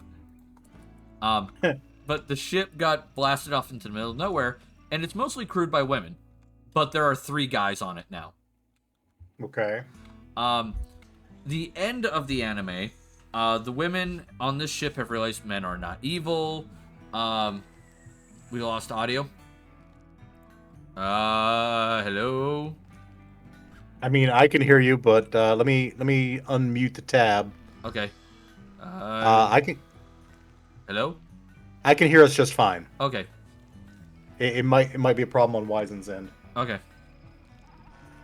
But by the time the anime ends, the women on the ship have realized that they're not bad guys. The guys on the ship realize women are not going to basically eat their innards. Basically, propaganda on the male planet is that, women are there to eat men's innards. Gotcha. Because it's weird. Yep. But the big bad evil people are from Earth, and Earth is a toxic, hellish cesspool, and the only way humans survive on Earth is by stealing the healthy organs from all of the people of the colonies. Ah. And so their goal is to take all of the reproductive organs from men and women of both planets, because that's what these 2 planets were designated for. Gotcha. So there is that. And they sent like mostly robots to go do it because robots are unfeeling and won't get swayed. So either way, it's an interesting fight. There's a lot of action going on. Some of the characters are very amusing about it. Would I label it in the top 5? Probably not, but it's at least decent. It's a good one. It's a good fight to, get a laugh out of. Right on. All right. How many do we have? How many are we at? 1, 2, 3, 4, 5, 6, 7, 8, 9, 10, 11. Okay. I would say you could drop one more and then we'll call it good. Let me think. Because that'll be even 6-6 on both of us. Yeah. Racking my brain here. I haven't done one necessarily from a video game, but honestly, when I think of like battles in video games, it's basically like every mission in TIE Fighter because they're all awesome and I fucking love that game. Is there any but that's, one? Is there any one mission that hits you though? see, that's the problem. There really isn't. I'm trying to think. What else? In terms of space battles in television or anime or general animation. I guess that could, well, Sorry, I'm waffling now, thinking about different battles. I guess it takes place largely between space and the upper atmosphere, so that's kind of a space battle. It involves spaceships, so do you remember the final final battle of Guardians of the Galaxy? Yeah, I think so. You've got all the Nova ships there, and you've got the Guardians, and they're trying to take down Ronan and his forces. Yeah. They ultimately force Ronan's ship down, and then they have to have the dance off for control of the Power Stone or whatever. Yeah. But the battle is really cool. I like the ship designs there, and I like kind of the way the Nova ships link up with each other to power up. So that's a good extra All right. example, I guess. All right, so we got to pick 2 for honorable. I am going to say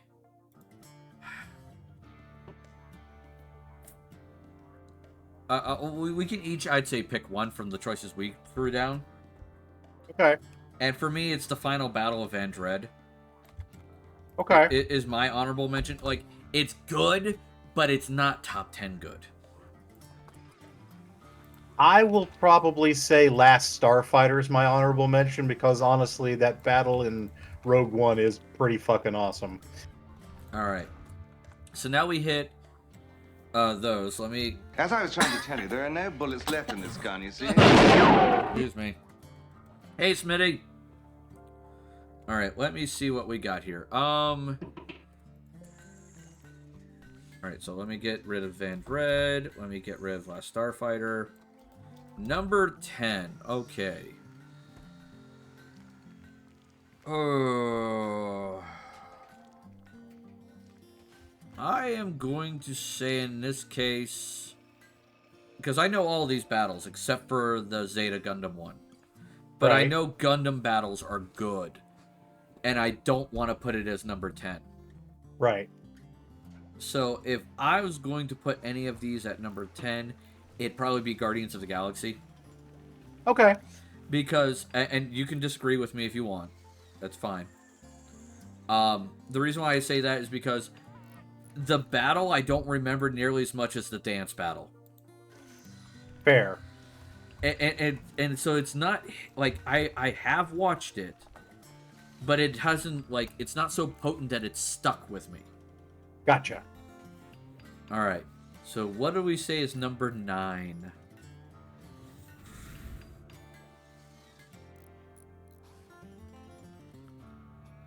All right, I'm gonna pick the one you don't know because it works for number 9. Battle of the Nova. Okay. It's good. It's really great gameplay wise, but story wise, there's so much more they could have done with it. Fair. It's got a cool game mechanic built into it, but it's not the game mechanic is not the entire story. Yeah. So there is that. Oh, what would we say for number 8? Give me a second. Let me send you the list. Yeah, that would help. Sorry. Where are you? Where the fuck are you on my... I know you're here. There you are. Alright. There you go. That's what's left.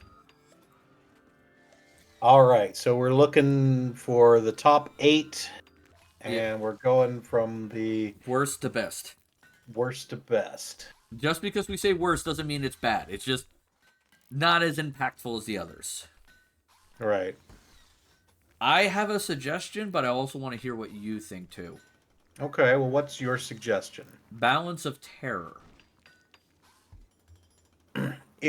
I think that I could agree with that because it is very small scope, and that's intentional. It's a very intimate, like one-on-one confrontation. It's very tense and interesting, but honestly, it's barely a battle. Yeah. It's mainly, okay, we each effectively mostly disabled each other. What do we do now? Yeah, what do we do now? So it's a great episode, one of my favorites. But as a battle, I would probably put most of the rest of this above it. So I would agree that it makes a good number 8. All right. The next one, I think, honestly, is probably going to be the Battle of Coruscant. Okay. My reasoning behind it is, while it is a grand scale battle, most of the battle is not affecting the story. That's true. It's just kind of set piecing. Yes. It's there to kind of add color to whatever else is going on. but it doesn't necessarily feel as impactful as, say, the Rogue One battle or either of the conflicts against the Death Star. Yeah. So I think Coruscant makes a good number 7. Yeah. Number 6, I'm going to say, and you can disagree with me on this one if you want, the Battle of Wolf 359. Okay. I because once again, it happens mostly off camera. I mean, we do get, between the various times it's appeared, a lot of color on it. And it is significant in terms of the scope that we see for television and in terms of it's. I might put it a little higher because it is honestly an inflection point for all of Star Trek. Like, That's it is true. a hard dividing line between, original series and early next gen and everything that comes after that, because that is like, oh shit, we're doing real sci-fi that sometimes gets dark now.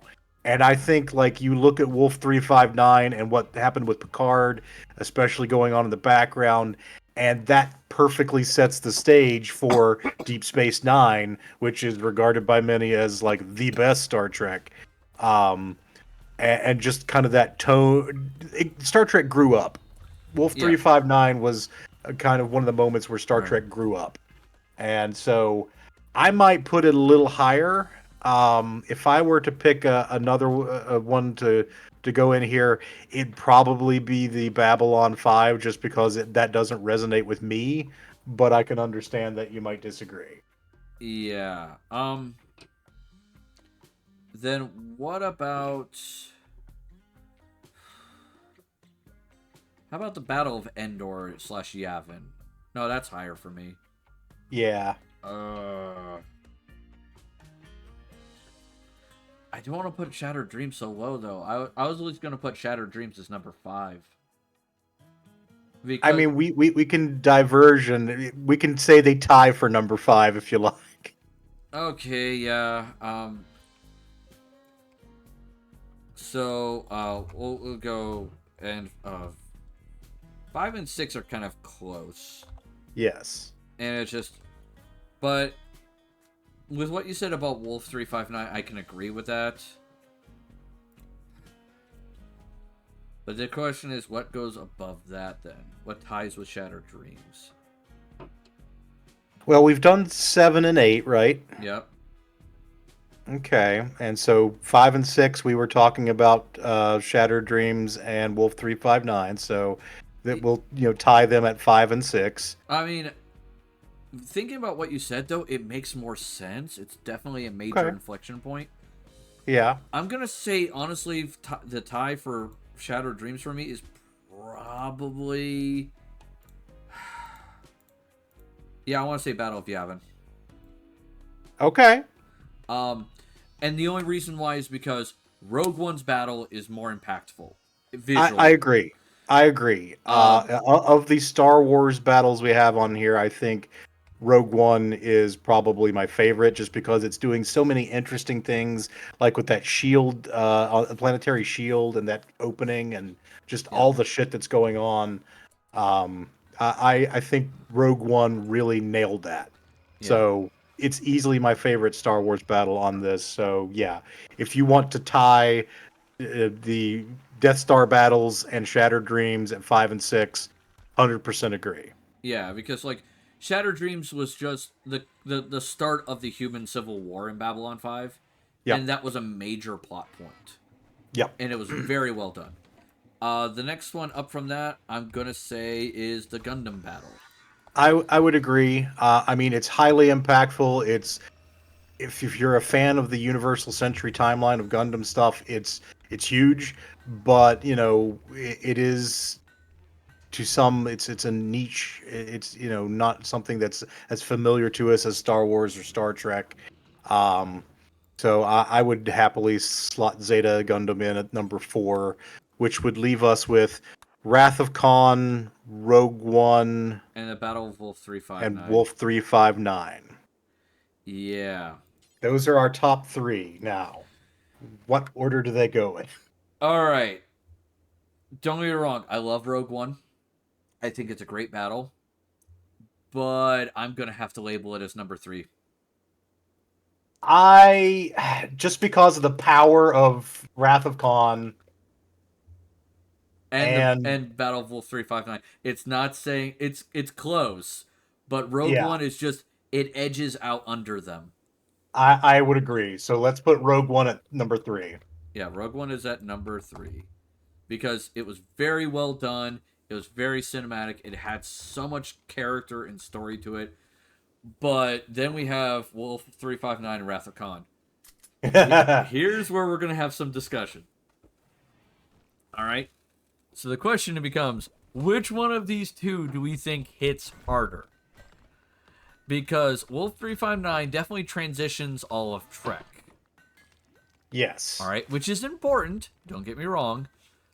Wrath of Khan is what saved the movies. Wrath of Khan is easily the best of the Star Trek movies. You're 100% correct there. Yeah. And it was very impactful the whole movie. It was very well done. The thing is, what elevates the battle in Wrath of Khan for me so much is like normally William Shatner is a hammy kind of over the top actor and he's good and he's interesting, but he really, is on a different level than most of his Star Trek companions. Like they are more normal performances, let's say. But against Ricardo Montalban as Khan, holy shit. Like, give William Shatner a fucking Oscar because that was his performance of a goddamn lifetime. And the fun thing that I loved about both of those was neither of them saw each other. Yes, yes. And they were, and they still yeah. played off each other that fucking well. Wrath of Khan, if I recall correctly, was written by Nicholas Meyer, who is a fantastic writer. He's written and directed a lot of Trek stuff. And that tension between them, and then Khan quoting Shakespeare and his crew following around him, these people that he survived stranded on this planet, and just there's so much going on there, and it is honestly just one of the best conflicts, one of the best space battles. And the fact that you've got the nebula complicating the sensors, so it's not one of your usual space battles. It's like, well, the computer targeting and blah, blah, blah, blah, blah, and our weapons are better than your weapons. I guess we win. It's like, no, all the shields are down, the sensors are screwy, and it's basically who gets the drop on the other first, and it's just so tense. I love the line that Spock did later on, too. Like, yes. Kirk, he goes, oh, Impulse turned out, and then Kirk goes, yeah, but from where? And Spock then goes, well, he's shown to be highly intelligent, but inexperienced. His pattern shows two-dimensional thinking. Yes. Which, if you're not used to three-dimensional combat, makes so much sense. Yes. And here's the thing that I think sells it for me for putting that one at number 1 above Wolf 359. It's everything that we had in the Balance of Terror episode, but done on a cinematic budget with more time and better pacing and just and more fighting. Yeah. The Balance of Terror is a fantastic, dramatic piece with some fighting, but Wrath of Khan crystallizes all of that. Oh, yeah. They nail it perfectly, Wrath of Khan. It is by far and away the best Trek movie we had, with a close second for me being Star Trek 4. Yes, Star Trek 4. Oh, okay, yes. Star Trek 4 being my second, and Star Trek 6 being my third. Oh, just in terms of favorite movies, not favorite battle. Yeah. Yes, those are the correct rankings. 2 and 4 and 6. Those are the correct rankings. I have a soft spot for Star Trek 4. I legitimately think it is fantastic as a film. I understand, some people are like, oh, it's goofy, blah, blah, blah. Yeah, fuck you. We can have fun sometimes. Well, not just that. The last 2 movies before Star Trek 4, it was all about death, rebirth, and all this crazy stuff. And Yeah. it was like, we needed a palate cleanser. Yes. And that's what Star Trek 4 was. Star Trek 4 was a palate cleanser, a much needed palate cleanser. Yes. 100% agree. Oh my god. But this will also go into the next thing I want to bring up real quick, because this is slightly a pet peeve of mine. Okay. What, Rose? Yeah, we're going for an extra half an hour tonight. Aw, but Good night. But I wanted to do my ELA thingy. No, go With to the bed. song. Go. I have to do the song. Go, child. Can I play my song? No, go. Kids. Yep. I love my kids, but at the same time, I wish they would listen. Yeah, you know. And this was one of the topics I was going to discuss later, but we can at Okay. least get some of it in. Sure. Starship design. Okay. Let's be brutally honest. Both Star Trek and Star Wars are really, really bad at starship design. I mean, bad in what sense? All right, I'll give you one example from Star Trek. Star Trek has the Klingons. All right, Okay. they are a warrior race. All right, they're all about fighting war. They're very utilitarian, things of that nature. All right, we all have come Yeah. to know this. No.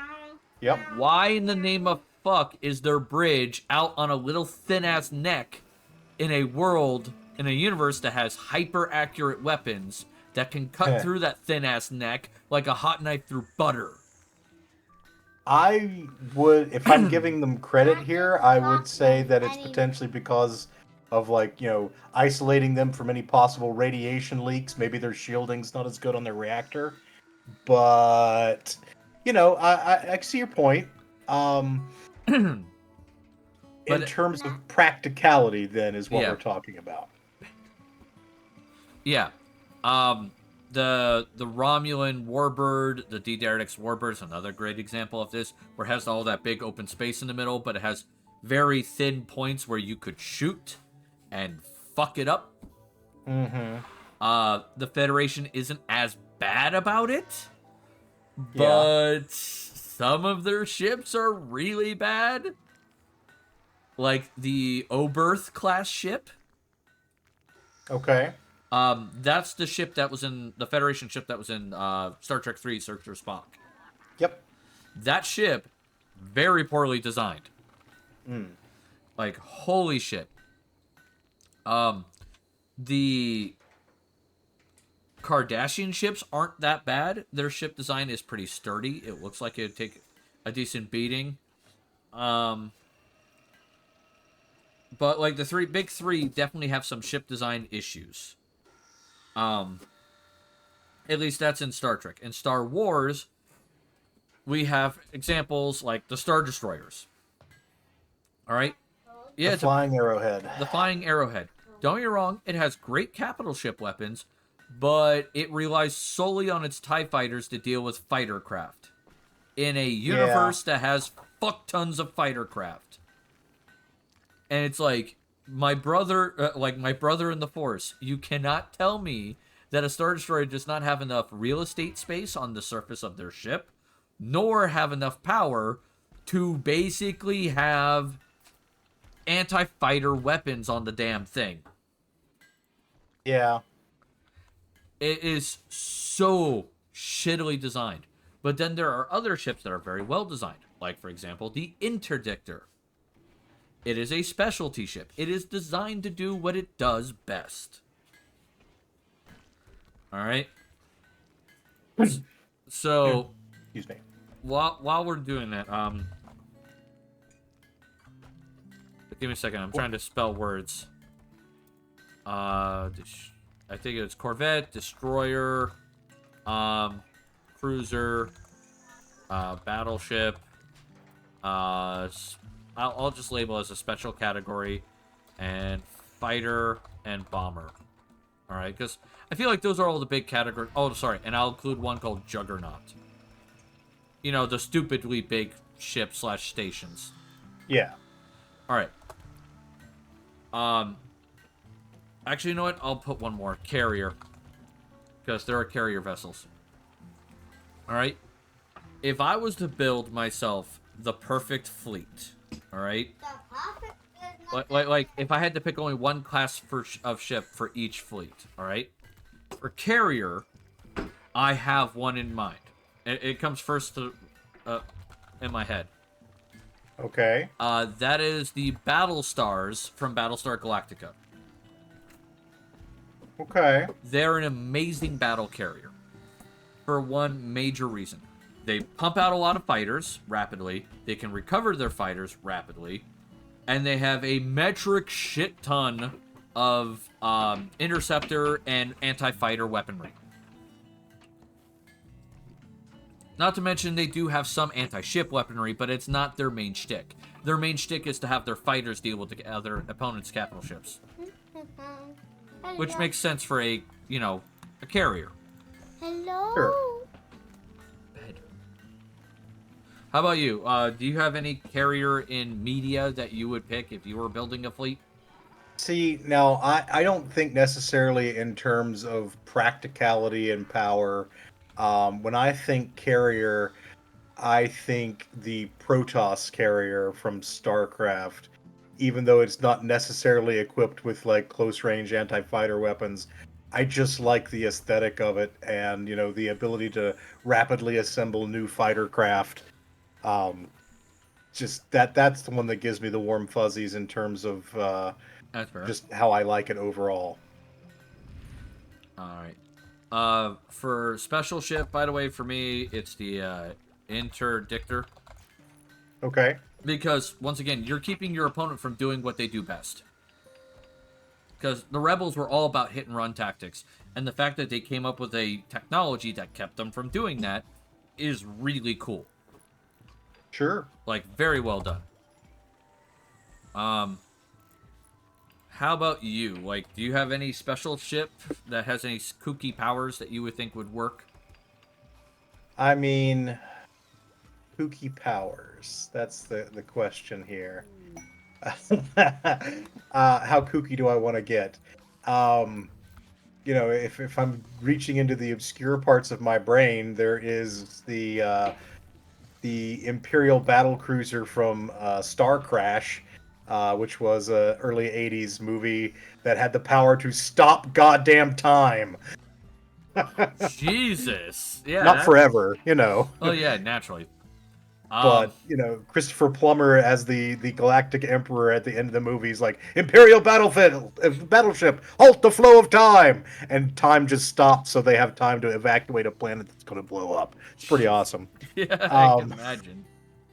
But in terms of special purpose ships that are doing like one specific thing, I mean the Interdictor's a great choice. I do also like command and control eye in the sky type vessels. So like the Terran science vessel. I'm going to StarCraft again. I'm in a StarCraft mood. That's fair. The Terran science vessels, they have, you know, their command and control and observational capabilities. That's pretty awesome. Yep, that's fair. That's fair. All right. Oh, the Heart of Gold, Wizen. Yeah, I guess technically that is a special purpose ship. Holy shit, I didn't think about that. Okay, what is the Heart of Gold? Have you ever read The Hitchhiker's Guide to the Galaxy? No. You really should. No, I haven't. It's on my to-read list, but it's just... The Heart of Gold was a special ship designed around the infinite improbability drive. Oh, And okay. it's basically a super FTL capability that sort of works by resolving all the places where the ship isn't until the probability wave collapses and you are where you want to be. Which is amazing. Fair enough. Fair enough. All right, battleships. This one I'm going to go for Star Trek. All right. Okay. Now, while this is officially labeled as a cruiser, with the sheer amount of fucking armaments this damn thing has, it's a battleship. All right? Okay. And that's the Sovereign class ship from Star Trek. Gotcha. The Enterprise E Sovereign class. Yeah. Because it has in every major direction, so forward, rear, aft, and port and starboard, it has 4 phaser arrays in every direction. Mm-hmm. It has multiple quantum torpedo launchers in every direction.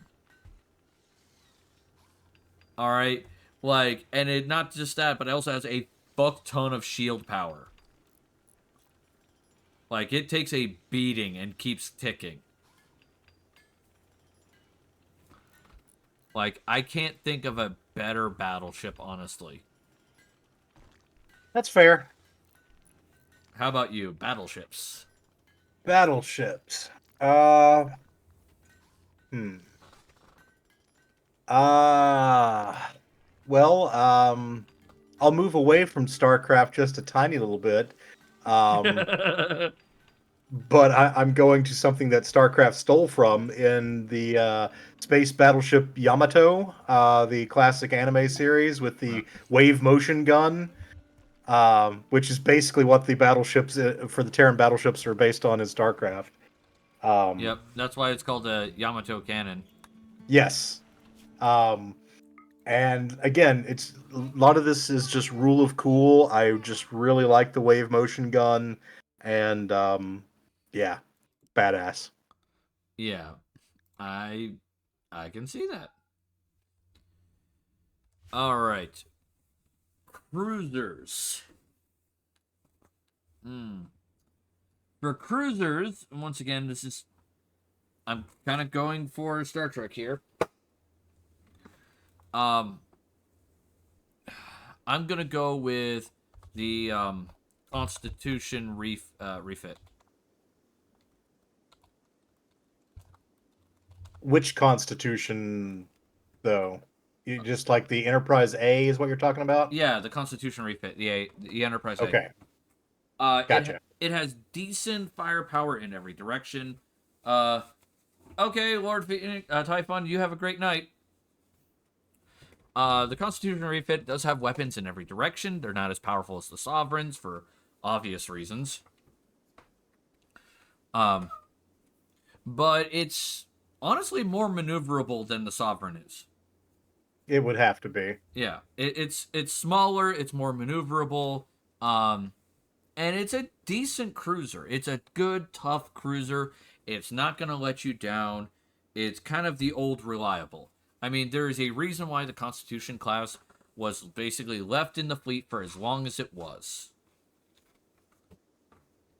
The only ship that's lasted longer in the fleet is the Excelsior class. Yeah. And The Constitution class, of course, has a new version, because the Titan in Picard is, I believe, a Constitution 3 class, so it's like a successor design. yep. Um, so yeah, the Constitution class is a good all rounder. Yep. And that's kind of Um, what you want in a cruiser. You want a good all-rounder. It doesn't do any one job specifically well. Yeah. I would say that I would probably agree with that one. I'm specifically thinking, of course, of the later version of the Titan, the Constitution 3, but it's just a classic for a reason. It's got an excellent look to it. Your warp nacelles are isolated. And yeah, it's good all rounder. The If I had to push for a secondary, if I wanted to differentiate more, I'd say the Galaxy class is excellent. It's similar capabilities, but more crew, and you've got the saucer section separation. So Oh, yeah, Galaxy class is another strong contender. All right. Destroyers. All right, so the goal of destroyers is to basically be very maneuverable, hunt down enemy ships, and destroy them. Yeah. So that's kind of a thing for it. I'm trying not to go too many with Star Trek, but at the same time, this one unfortunately fits the role way too well. And that is the Defiant class. So I was wondering if you were going to go with the Defiant. My question is it too small to be a destroyer? The thing is, the destroyer is not so much just size; it's also what role it plays in the fleet. Okay. Because there are some destroyers in the U.S. fleet that are not that big. They're I mean, pretty. that's fair. I was just wondering if it might come in more as like a small frigate or corvette type. Um, you know, Just because of the maneuverability makes me think of a smaller ship like a corvette. yeah, I'd say make it a frigate then. Well, I mean, we don't have to do that. I was just like, that's where No, my head was at. it makes more sense to make it a frigate than a destroyer. Okay, Um, so let me think. A good destroyer class ship. I'm gonna have to think on that one.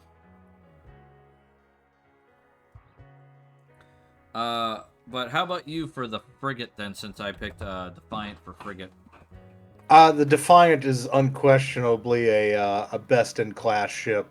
Um, Now, yeah, I can't think of anything that, in terms of just sheer durability and stubbornness, that even comes close. All right. Let me think of a good destroyer though. Uh.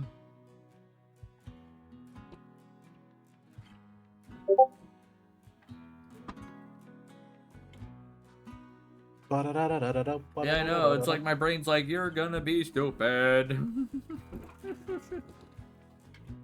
It's like my brain's not doing it. All right. I'll get back to destroyers in a bit. I do have a Corvette though on the in my head. Okay. The Normandy from Mass Effect. Ah, there's a franchise that I know absolutely dick about. The Normandy is a very small, very fast ship. It has some stealth capabilities, but not necessarily like turning itself invisible, but just not being detected on radar. Right. It does have some pretty potent weaponry for its size. But its main shtick that makes it so potent is its stealth capabilities and its speed. So Okay. it makes a very good Corvette.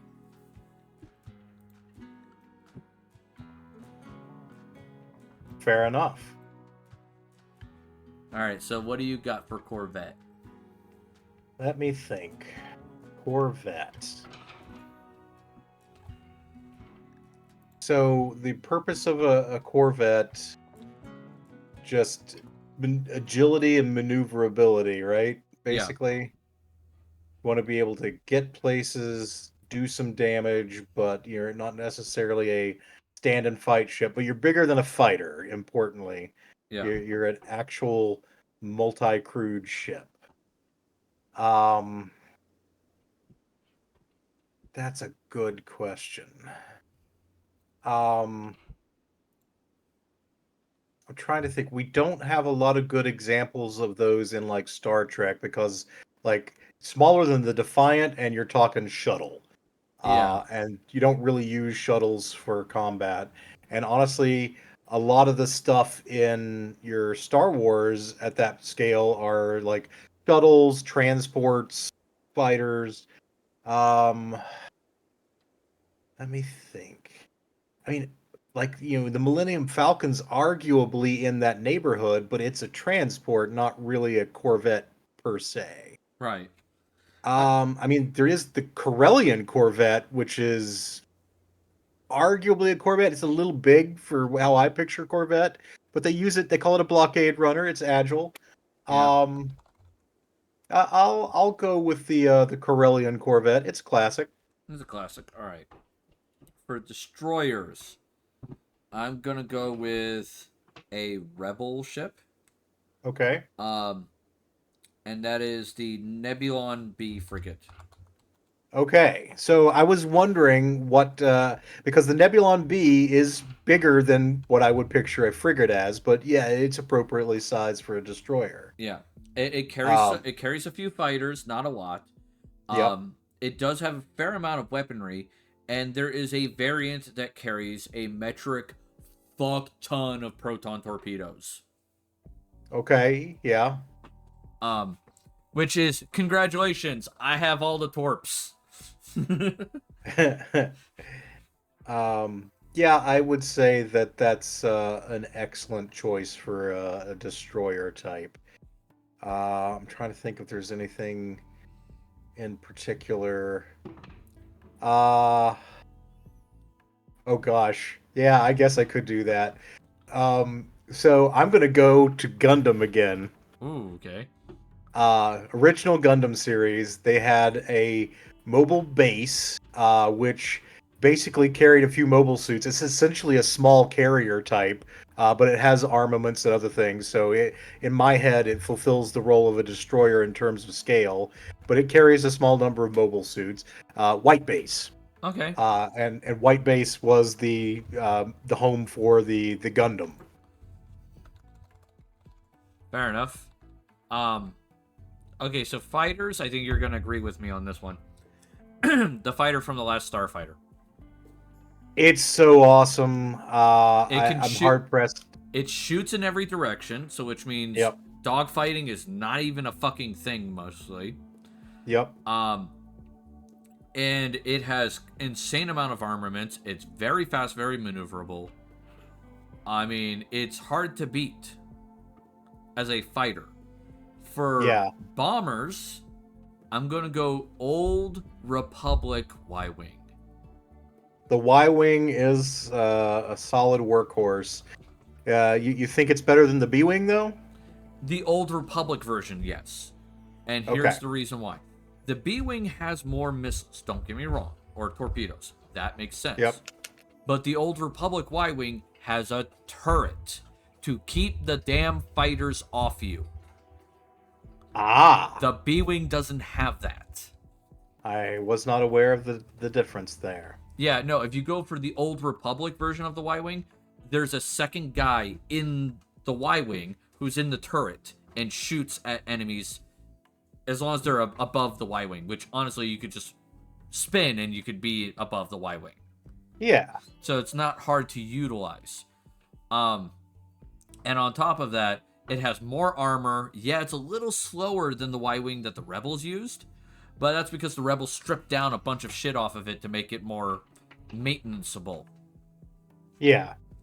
But it didn't make a better bomber. So there is that. So what do you got for bomber, good sir? This will probably have to be the last one because we got to go here shortly.